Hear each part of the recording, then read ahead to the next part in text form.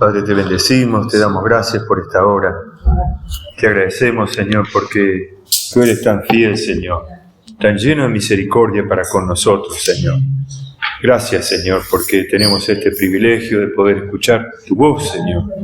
Queremos abrirte el corazón, Señor. Y en esta noche, Señor, en esta tarde, te ruego tú seas para conmigo, Señor, para que pueda ministrarte a ti, Señor. Tú puedas pasar, Señor, libremente, Señor. Tu palabra llegue sin dolo al corazón de los hermanos. Amén. Obre, Señor, trayendo luz y edificación. Te rogamos en el nombre de Jesús. Amén. A ti sea la gloria, Señor. Amén. Amén. Amén. Amén. Podemos compartir Lucas capítulo 12, verso 13 al 21.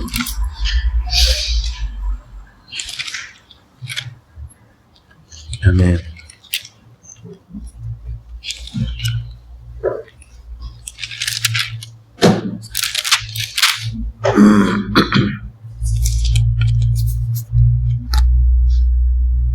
Amén.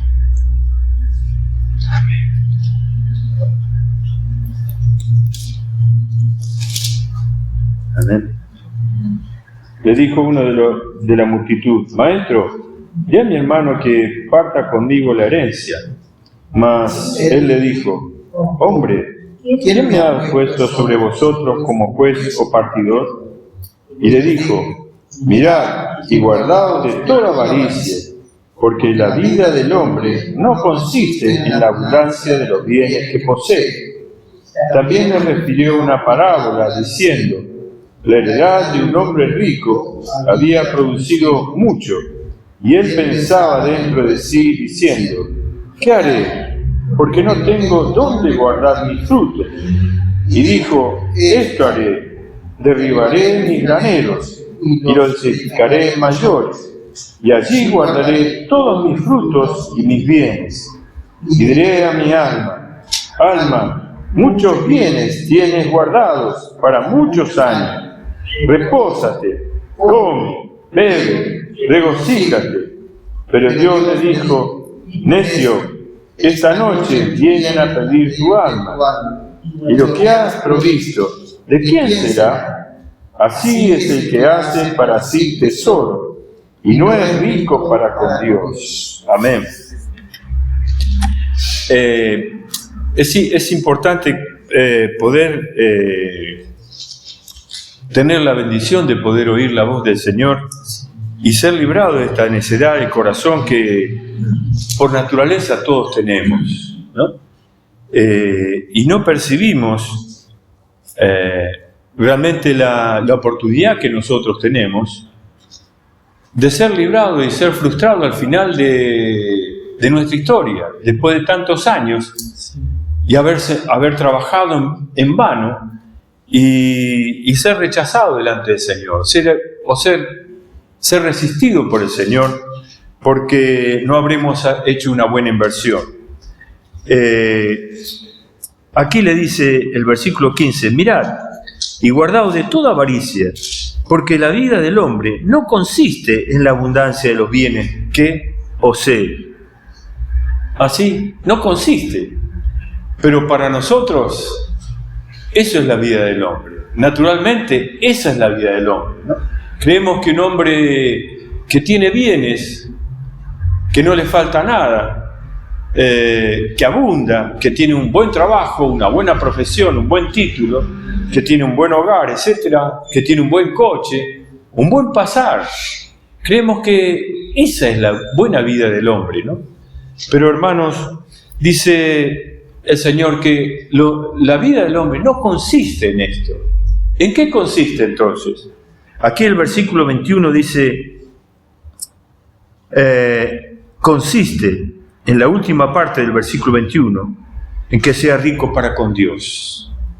Porque si esto, al fin de la carrera del hombre, no llegamos a tener, realmente seremos necios habiendo desperdiciado el tiempo, empleando nuestra salud, nuestra vida, en cosas que son efímeras, pasajeras, y que delante del Señor nos hacen miserable y pobre.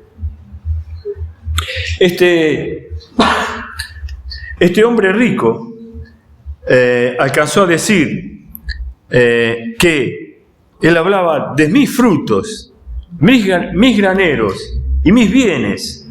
Dice, para que repose, para que yo coma, yo beba, y que dice, y yo me regocije.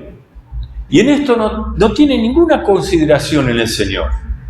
Y es solo para Él, para que Él disfrute, y todo lo que tiene es suyo, no, todo lo mío, mi ego, bien ahí latente, ¿no?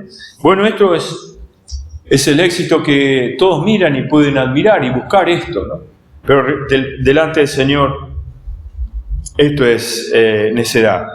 Entonces, gracias al Señor, más allá de toda circunstancia, hermanos, fuimos llamados para que no seamos rechazados al final de nuestra carrera delante del Señor. Y no terminemos como este hombre necio, que solo concentró toda su vida, toda su fuerza, toda su salud en los bienes materiales. Se quedó con las manos vacías, delante del Señor no tenía nada. Nada para presentarse delante de Dios y ser aprobado, ser agradable delante del Señor. Bueno, en esto podemos ver algo, hermanos. Quisiera compartir ahora en Mateo capítulo 13. Esto es como introducción, para poder ver el resultado que produce la palabra de Dios en los creyentes. Y bueno, todos conocemos las parábolas del sembrador, pero podemos repasarla.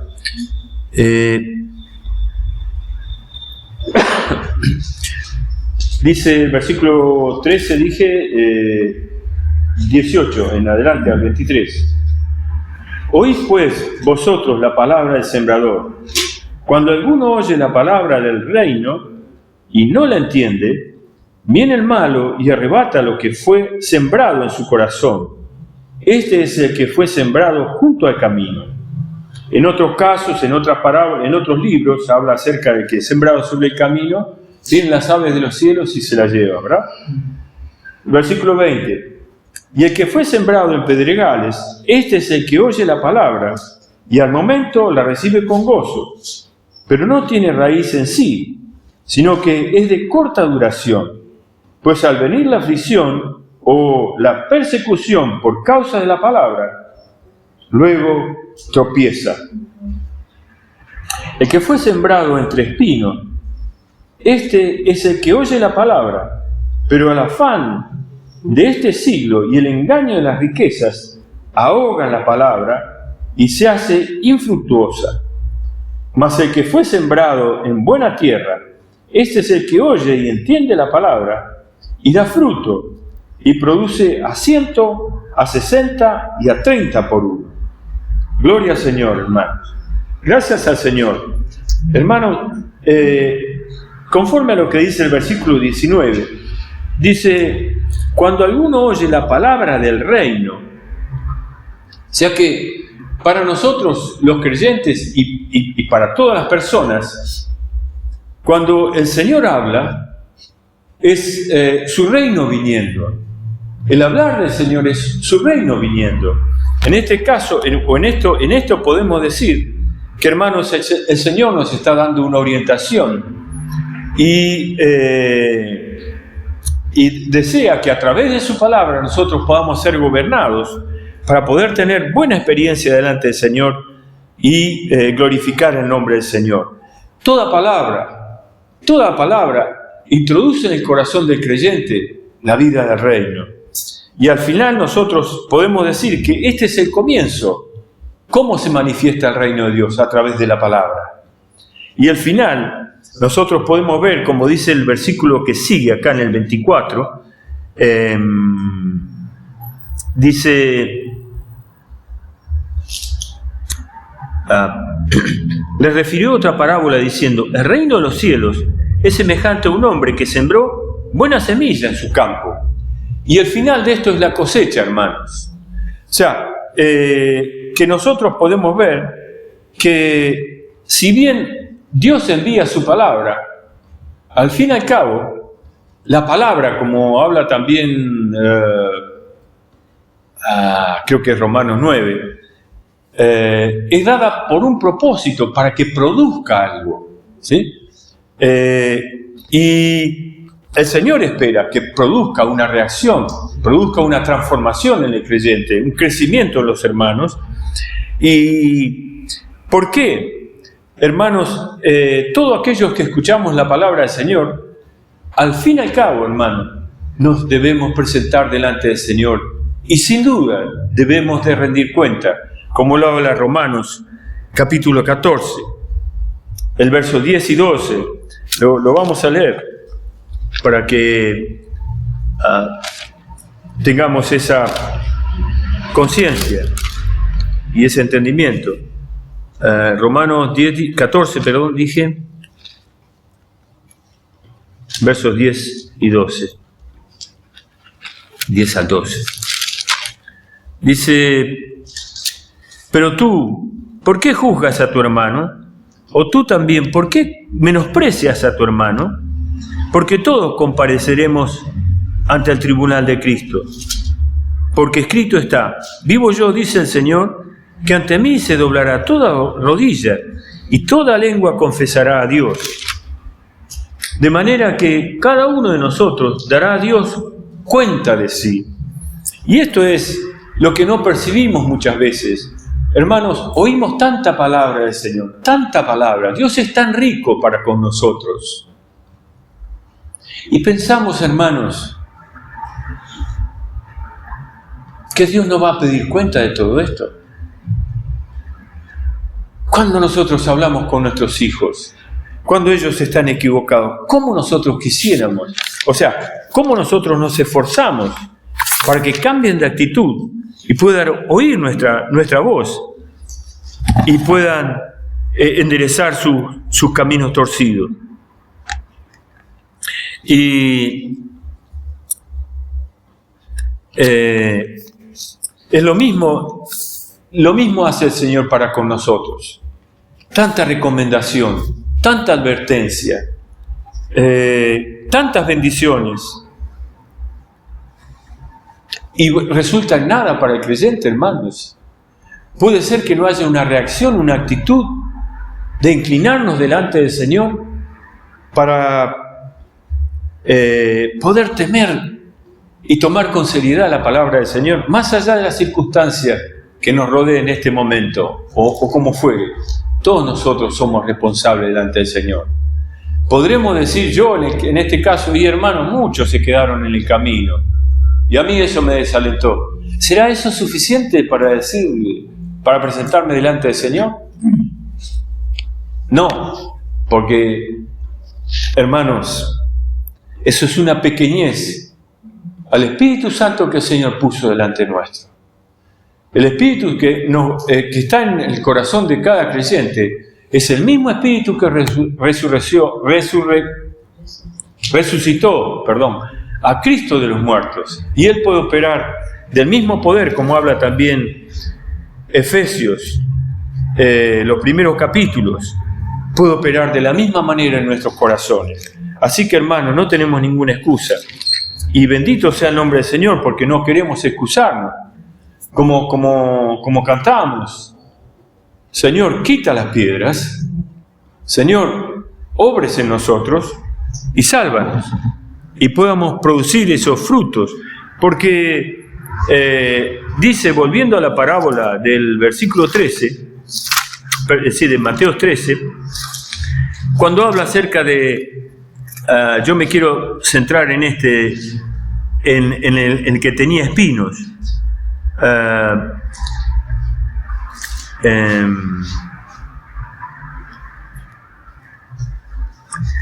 El 22, el que fue sembrado entre espinos, este es el que oye la palabra, pero el afán de este siglo y el engaño de las riquezas ahogan la palabra y se hacen infructuosas.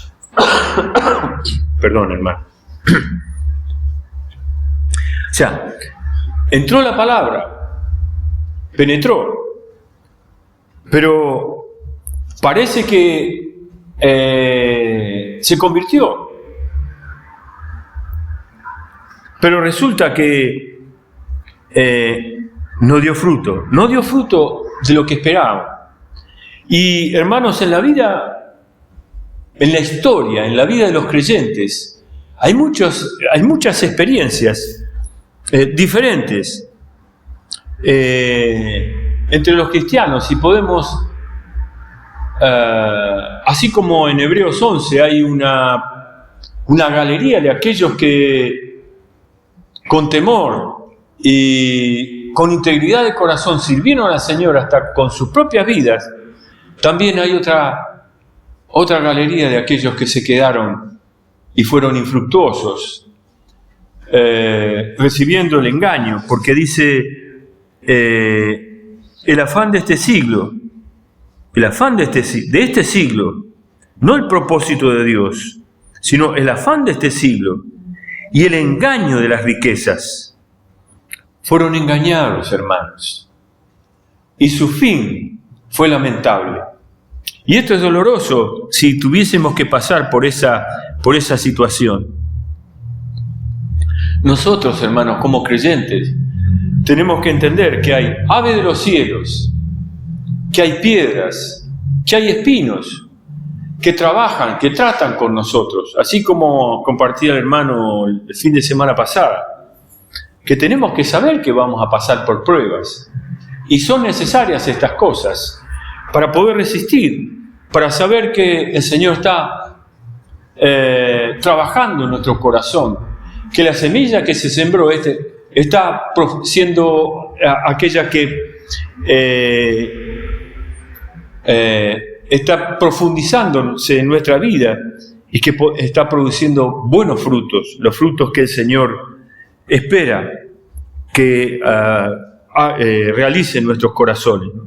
Entonces, podemos ver que aquellos que reciben la palabra con un corazón abierto son aquellos que creo que pueden entender el engaño y discernir el afán de este siglo. Y para esto, hermanos,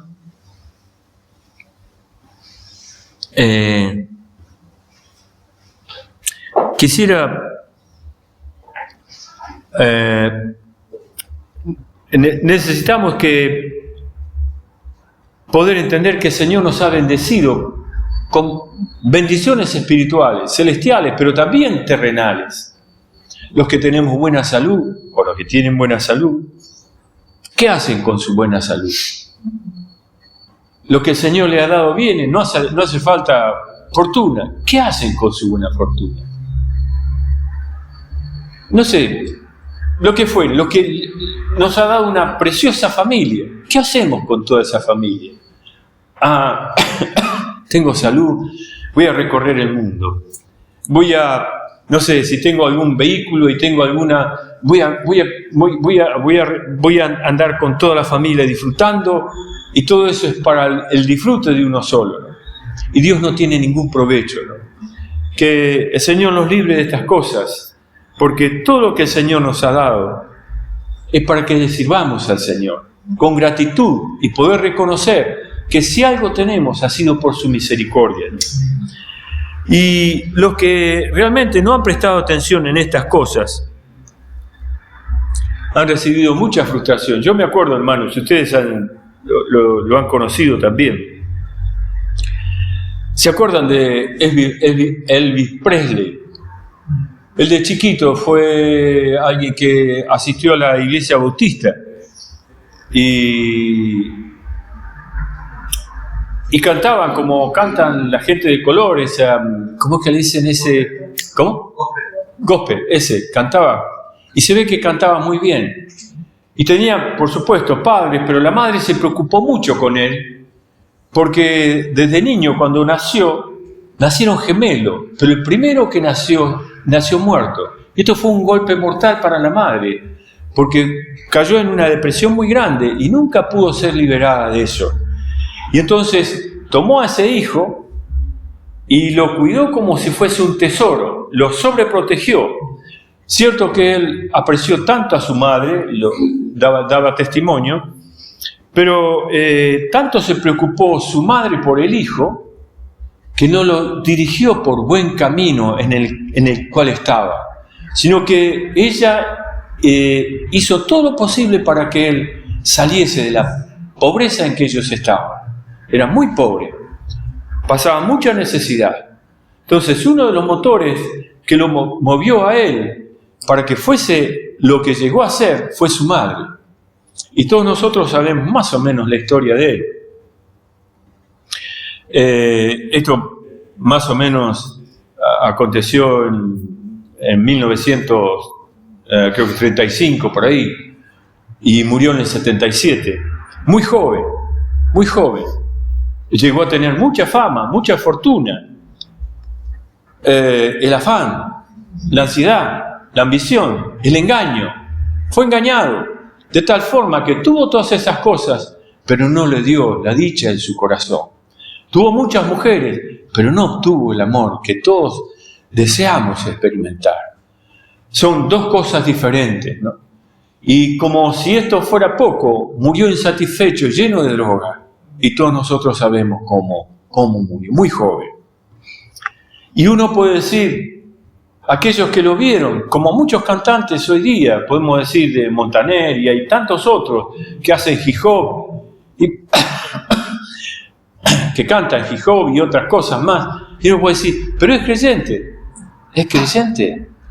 La semilla entró, pero es infructífera. Porque, hermanos, ningún creyente que se convierta al Señor puede seguir en la corriente de este mundo, con la ansiedad, el afán, la fama y todo lo que nosotros conocemos que habla la Biblia, ¿no? No son compatibles las dos cosas. Pero peor que lo que pasó Elvis Presley fue su madre, hermanos. Se dice que en la mansión que vivía Elvis Presley, evidentemente con su madre, en ese césped que tenía, en ese parque que tenía, criaba gallinas sueltas y le daba de comer, tirando semillas, maíz, ¿no? Maíz, y tenía otras costumbres así, como gente que fue criado así de la pobreza y tuvo cultivo y tuvo gallinas o animales, como se acostumbraba. Por lo menos en la generación pasada. Yo me acuerdo, mi padre y todos los vecinos allí tenían gallina, tenían conejo, tenían huerta, ¿no? Y esta mujer tenía lo mismo, porque había una insatisfacción en su corazón y estaba tan arrepentida de haber tenido tanta fortuna, estaba tan arrepentida, porque nunca alcanzó tampoco a ella a ser feliz. Y murió muy joven también esta mujer. También murió a los 46, teniendo 46 años, alcohólica, murió por causa del alcohol. Entonces, miremos las consecuencias. ¿Cómo? Murieron gente joven, gente adinerada, pero no supieron, no dieron lugar a que la palabra profundice en su corazón, sino que el engaño de este mundo y el afán los llevó a ellos a esta tal frustración. Por eso, hermanos, aquellos que criamos hijos, que crían hijos, hay un solo tesoro en esta vida, hermano. Si no llegamos a eso, hermanos, entonces es un fracaso en nuestra vida. Si solamente los hombres nos felicitan por los bienes que nosotros tenemos y el éxito que podemos tener, y eso es todo para nosotros, somos miserables todavía, porque todavía hay otra riqueza mayor que podemos nosotros cultivar por la misericordia y por la palabra del Señor, que puede trabajarse en nuestros corazones. Bendito sea el nombre del Señor. Hermanos, no por esto no podemos hacer planes, tener proyectos, estudiar. No, pero nosotros debemos de saber que esto no es todo para el hombre, que no se alcanza la gloria, no se alcanza la alegría con esto, ¿no? Nosotros vemos hermanos preciosos. Yo me acuerdo y lo aprecio. Yo conocí al hijo de José Farías, a Josué, también se llama Josué, que a pesar de que, bueno, tuvo una carrera universitaria, se recibió, pero fue siempre un hombre, un joven, muy sumiso a los padres y fiel al Señor. Nunca se apartó del camino del Señor, ¿no? Que hace poquito, creo que el año pasado, se casó con la hija de, una de las hijas de Adolfo Espinosa. Y bueno, y hay muchos hermanos jóvenes que uno ha conocido, que han estudiado, se han esforzado y nunca se apartaron del camino del Señor. Pero no nos confundamos, que el Señor nos alumbre, hermanos, porque nosotros como padres queremos a veces lo mejor a nuestros hijos. Y de entrada, y fíjense en esto, es algo curioso, yo lo había comentado hace un tiempo atrás, ¿no? Si nosotros le preguntásemos, Emily, ¿qué año está? ¿Qué grado está? Segundo grado. Le preguntamos, ¿vos sabés para qué vas a la escuela? ¿Sabés que tenés que ir a sexto año? ¿Sabés? ¿Sabés por qué tenés que aprender el abecedario? ¿Y sabés por qué tenés que aprender a sumar? No saben. Pero no obstante eso, y no lo estoy tomando personalmente por ello, en forma general no saben los chicos, pero uno los levanta a la mañana, haga frío, llueva o haga un calor bárbaro, y se tienen que ir a la escuela, ¿verdad? Y así lo llevamos año tras año, tras año, con algo que ellos todavía no entienden, pero nosotros ya lo encaminamos a eso.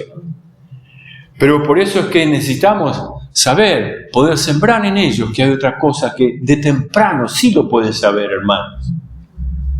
Que hay algo mejor para sus vidas, que es el camino y el temor del Señor. Esto sí lo pueden atender los chicos, esto sí lo pueden. Y es algo que se siembra en su corazón y queda la semilla, no está en la palabra. Bendito sea el nombre del Señor por los padres que se ocupan con todo el corazón y con todo el deseo que sus hijos no terminen siendo necios, ¿no? Sino siendo sabios, prudentes, temerosos del Señor, y que atesore riquezas delante de Dios, para que en el día que el Señor venga a rendir cuenta, puedan tener provecho. Pero también quisiera compartirle la historia de otro hombre que casi fue contemporáneo con Elvis Presley. Ustedes se acuerdan bueno, creo que lo habremos escuchado, o por lo menos, sí, escuchado, si no lo hemos visto. Esa película, que se ha hecho una película con este cristiano, Carrozas de Fuego. ¿Lo sintieron nombrar? ¿Carrozas de Fuego? ¿No? Más o menos. Es interesante. Bueno, no importa. Yo algo voy a contar. Este era un muchacho. No voy a contar toda la historia porque no voy a terminar más, pero lo más importante, era un estudiante escocés, cristiano. Ustedes se acuerdan, todos nosotros sabemos que en las universidades es donde, bueno, acá no se estima mucho, pero en Estados Unidos y tal vez en Europa, en aquel tiempo, se estilaba que los jóvenes también puedan ser atletas y puedan desarrollarse en ese sentido. Y era un joven, bueno, su hermano también estudiaban, se llevaban 2 años de diferencia, estudiaban juntos, pero este sobresalía, y a ver si lo tengo acá, su nombre se llamaba Eric Liddell, escocés, un muchacho joven, que llegó a ser famoso en aquel tiempo, porque era un atleta que en los 100 metros no le ganaba a nadie. Era alguien que tenía una velocidad que parecía una flecha, ¿no? Pero él era cristiano, se acercó al Señor ya de grande, aunque los padres eran misioneros. Pero él, a pesar de que era un muchacho exitoso, tanto en lo que es el estudio como en lo que es en el atletismo, se hizo famoso, pero en ese tiempo mismo él se acercó al Señor y se interesó por el Señor, se convirtió, de jovencito se convirtió, y él guardó su corazón para el Señor. A tal punto, hermanos, que llegó un día en las Olimpiadas que se hacían en Inglaterra en aquel tiempo. Él era, hermanos, sin exagerar, él era un Messi como para nosotros, o un Maradona, sin exagerar. Tenía esa popularidad, esa fama que se había hecho porque no había ningún atleta como él. Y todos sus compañeros, la facultad, incluso la política, todos estaban apoyándolo para que él pueda ganar en esas Olimpiadas. Resulta que este hombre corría, practicaba y estuvo dispuesto para participar en esas Olimpiadas. Pero tuvo un problema, que el momento que él tenía que correr esas Olimpiadas era un domingo. Era un día domingo, hermanos. Y él no quiso correr, porque ese era el día para el Señor. Y entonces, ustedes saben, hermanos, miren si en la final de un mundial, como lo pasamos nosotros con Inglaterra, y Messi dice, no quiero jugar porque, no sé, no voy a jugar. Ustedes se imaginan, hasta el presidente, la gente, el público, los sponsors y tantos otros, los mismos compañeros, sería alguien odiado realmente, sería alguien menospreciado, ¿no? Tendría una gran presión. Bueno, él tuvo esta presión, pero dijo, no voy a correr, es el día del Señor, y lo guardó para el Señor, y no corrió. Intentaron cambiar el día de la competencia, y no, dije, por capricho de un competidor no vamos a cambiar. Y él no corrió. Él honró al Señor.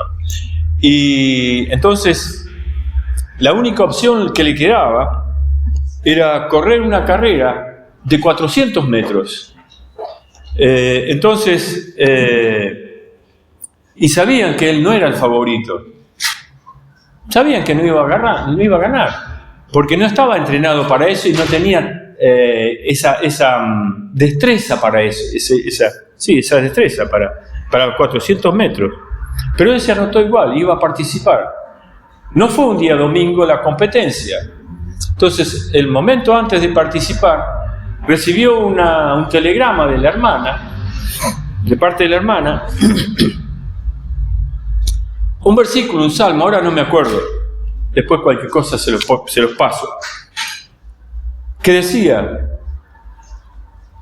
Dios honra a los que me honran.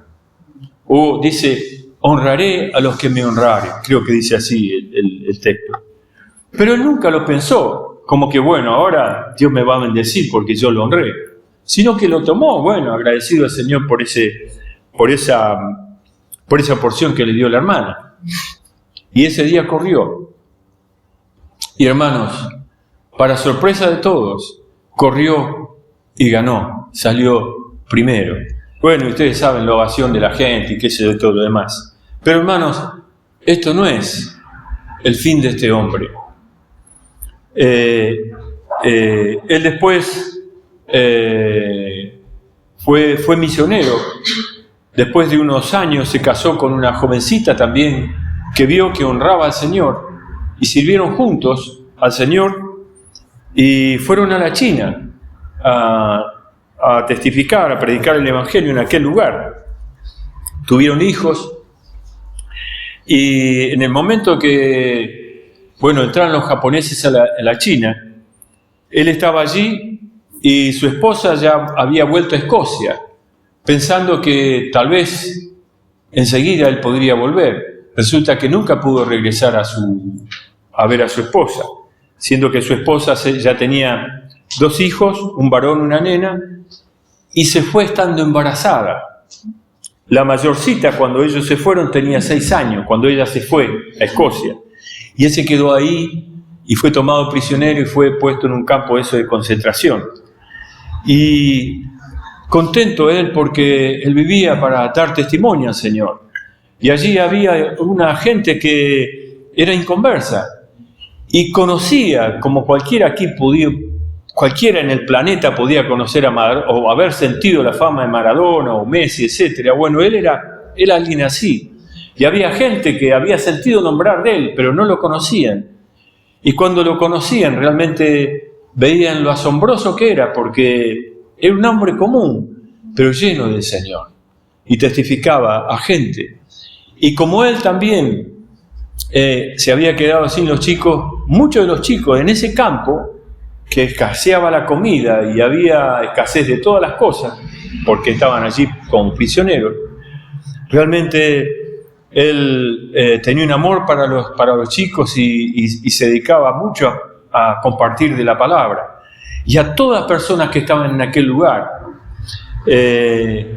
fue mucho más sobresaliente lo que él hizo sirviendo al Señor que las hazañas que pudo hacer como atleta, ¿no? Y fue muy apreciado, ¿no?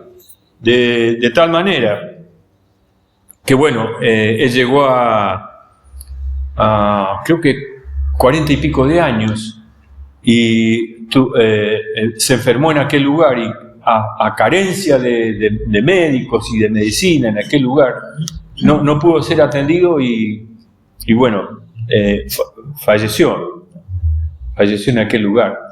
A tal punto decían algunas personas que no conocían al Señor, que conociéndolo a Él, alcanzaban a decir, murió Jesús. Y realmente podemos experimentar allí entonces esto que dice este versículo 23, mas el que fue sembrado en buena tierra, este es el que oye y entiende la palabra y da fruto y produce a 100, a 60 y a 30 por uno.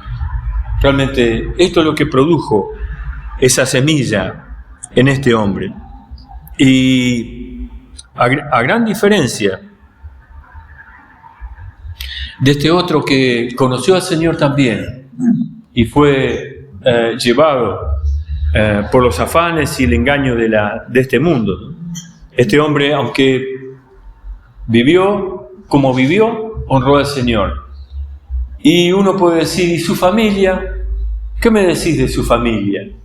Realmente, después la hija que tenía 6 años, que lo alcanzó a conocer al padre, pero solamente hasta los 6 años, ella da un muy buen testimonio, teniendo un muy buen recuerdo del padre como era, ¿no?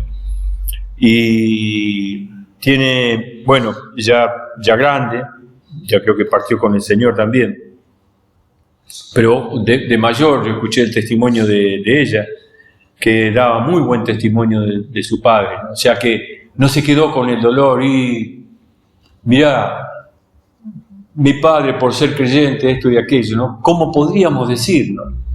¿Cómo podríamos pensar naturalmente, ¿no? Pero el Señor se ocupa, Dios es fiel, ¿no? Y después de todo, hermanos, si nosotros no servimos al Señor con nuestras vidas, solamente vivimos para nosotros mismos, teniendo buena salud, una buena familia, no nos falta nada, aleluya, gloria a Dios, y todo es para mí, ¿no? Y Dios no tiene ningún provecho en nuestra vida, ¿no? Que no nos pase así, hermano, que nuestro corazón pueda ser este corazón en la que sea una buena tierra donde la semilla produzca fruto, ¿no? Y a la hora de tener que partir delante del Señor, realmente no importa cómo seamos aquí, cómo pasemos aquí, pero lo más importante es que seamos ricos en el Señor. Gloria al Señor, hermano.